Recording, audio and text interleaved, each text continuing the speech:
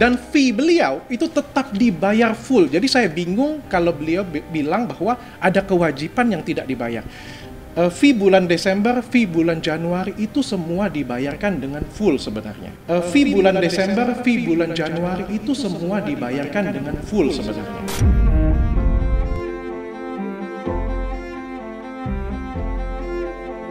Polemik yang dihadapi Dr. Richard Lee kian rumit.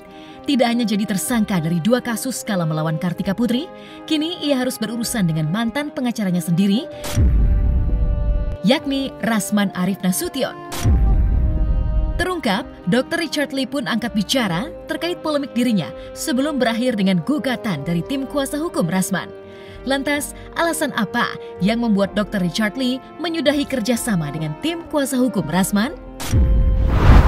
Yang pertama, saya tidak pernah melakukan pemutusan hubungan yang semena-mena dengan Bapak Rasman. Ya, sebagai mantan pengacara saya nggak pernah memutus secara sepihak dengan semena-mena. Sebenarnya, Bapak Rasman itu saya cabut kuasanya untuk pegang kasus saya dengan Kartika Putri, namun beliau tetap menjadi pengacara perusahaan saya. Jadi beliau adalah tetap pengacara perusahaan saya. Jadi saya cabut itu sekitar tanggal 27 Desember, tapi beliau itu masih pengacara perusahaan saya. Karena kita ada ikatan jangka panjang dengan Bapak Rasman. Untuk ini, jujur, bukan lagi dirugikan, sangat rugi pun saya. Pertama, materi. Tapi di luar itu kan nama baik. Bayangkan, kalau saya tidak gugat ini, besok-besok yang puluhan kontrak dengan saya perusahaan, dan atau pribadi itu akan putus. Nah karena itu Richard ini harus menjadi perbandingan bagi yang lain, termasuk untuk seluruh pengacara di Indonesia.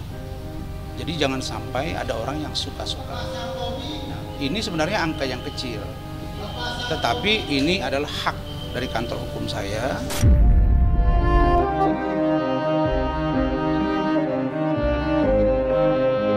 Tak ayal, perseteruan panas antara Dr. Richard Lee dan mantan kuasa hukumnya membuat Rasman Arif Nasution resmi menggugat Dr. Richard Lee di Pengadilan Negeri Jakarta Pusat melalui sistem e-court.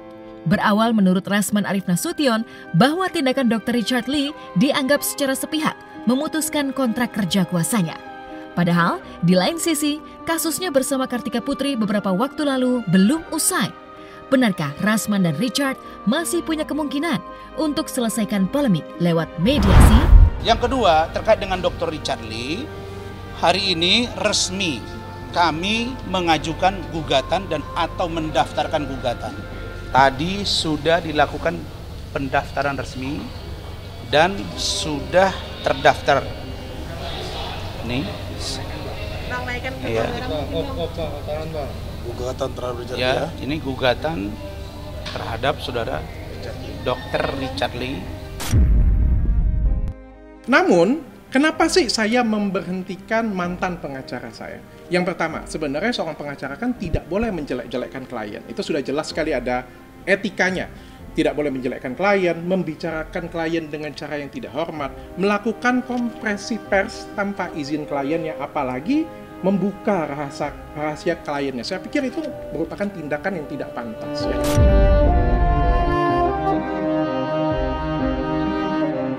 Tak tanggung-tanggung, akibat tindakan Dr. Richard Lee tersebut, kabarnya Rasman menanggung kerugian material dan imaterial senilai 20,7 miliar rupiah.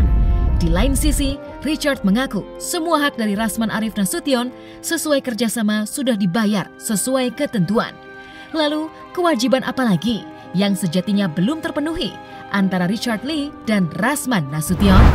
terkait dengan gugatannya, ini memang kontrak ya, kontrak antara seorang pengacara dengan kliennya, di mana di situ sebagaimana hukum dari kontrak ini sangat mengikat dan itu undang-undang bagi para pembuatnya, jadi harus ditaati. Jadi sudah ada kontrak yang diputus secara sepihak. Nah, pemutusan itulah perbuatan melawan hukum sehingga merugikan Dr. Rasman Nasution sebesar 20,7 miliar rupiah. Itu gabungan dari imaterial dan material. Jadi kerugian yang dialami oleh Bapak Dr. Rasman Nasution 20,7 miliar. Dan fee beliau itu tetap dibayar full. Jadi saya bingung kalau beliau bilang bahwa ada kewajiban yang tidak dibayar. Fee bulan Desember, fee bulan Januari itu semua dibayarkan dengan full sebenarnya. Beliau tetap fee-nya tetap saya bayarkan. Lalu ya tentu kita akan memberikan pekerjaan. Ya, saya telah memberikan pekerjaan untuk mereview dokumen hukum punya saya. Ada beberapa hal yang saya pengen komentari. Saya diam selama ini. Ya. Jadi di bulan Januari ada tulisan yang seperti ini punya. Lagi-lagi beliau konferensi pers dan saya tidak menanggapi apa-apa. Pengacara terima kuasa, diputus sepihak, ya menuntut kuasa. Ya, di sini menuntutnya setiap kuasa itu 1 miliar. Ada kalimatnya. Ada 8 kuasa. 1 kuasa 1 miliar. Jadi ada 8 miliar.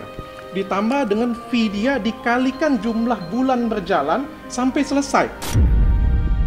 Namun kewajiban beliau sudah dikerjakan atau tidak, seperti itu.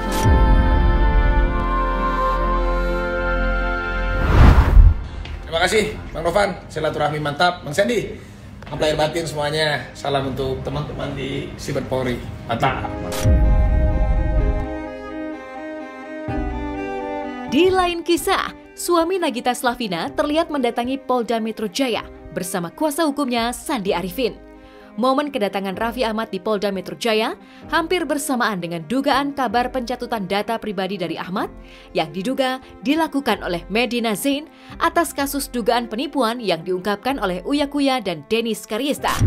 Lalu, benarkah kehadiran Raffi Ahmad di Polda Metro Jaya untuk melaporkan dugaan penipuan Medina Zain dengan mencatut data pribadi miliknya? Belum tahu, nanti sedang dikaji dulu. Kita akan mencari dulu supaya informasinya benar dulu. Berarti tadi konsultasi dulu terkait hal itu? Enggak, beda, tadi silaturahmi aja. Nah, tapi gimana mendengar kabar tersebut tentang pencatutan nama dari MZ sendiri? Ya, kita belum berani banyak komentar lah. Nanti aja tunggu kalau sudah ada infonya baru nanti. Diskusi hukum. Tapi apakah ada kabar terkait yang pencatutan nama? Belum. Lagi ngobrolin aja. Tapi Raffi sendiri sudah ada diskusi terkait hal itu? Belum. Ngobrol aja tadi silaturahmi ke sahabat lama. Belum ngobrol. Raffi juga belum cerita soal itu. Aku baru dengar dari teman-teman. Kita ngobrol yang lain.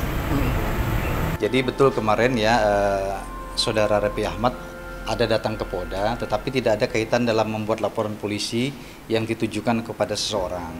Kemarin yang bersangkutan datang hanya untuk konsultasi hukum ya terkait dengan Undang-Undang ITE kepada penyidik Subdit Cyber Direktorat Kriminal Khusus Polda Metro Jaya. Itu saja ya. Datangnya kurang lebih jam 5 sampai jam 6 sore, 1 jam konsultasinya. Tidak hanya ingin mendapatkan pemahaman terkait dengan bagaimana sih Undang-Undang ITE itu ya menurut daripada penyidik Subdit Cyber. Jadi beliau hanya ingin mendapat pemahaman yang lebih komprehensif aja. Ya, kalau kemarin dari konsultasinya itu tidak ada niatan mengarahkan kepada seseorang yang akan dilaporkan ya, hanya ingin mengetahui saja bagaimana penerapan Undang-Undang ITE dan sebagainya.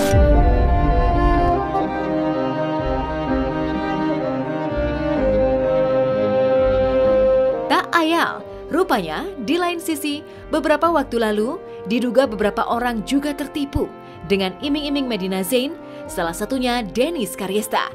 Memang, belum lama, ia dan Uya Kuya diduga menjadi korban pembelian mobil bodong kepada Medina Zain. Sertakan bukti transfer palsu, Dennis yang tidak terima menantang Medina Zain untuk kerana hukum. Ingin berikan efek jera kepada klien dari Rasman Nasution. Benarkah Dennis dan beberapa orang sudah melaporkan MZ ke polisi? Oh, itu sebagian udah buat sebagian. Emang tuh orang tuh kalau nipunya tuh dia tuh udah nggak ada perasaan bersalah sama sekali gitu. Saya mau sampaikan bahwa persoalan Medi dengan si perusahaan yang ingin memakai jasa sebagai brand ambasadornya kepada Raffi Ahmad, uang itu katanya tidak masuk. Saya sudah dapat info itu, tapi saya ingin komunikasi dengan Raffi Ahmad. Kalau bisa Raffi bisa menghubungi saya, kami duduk sebelum saya berangkat.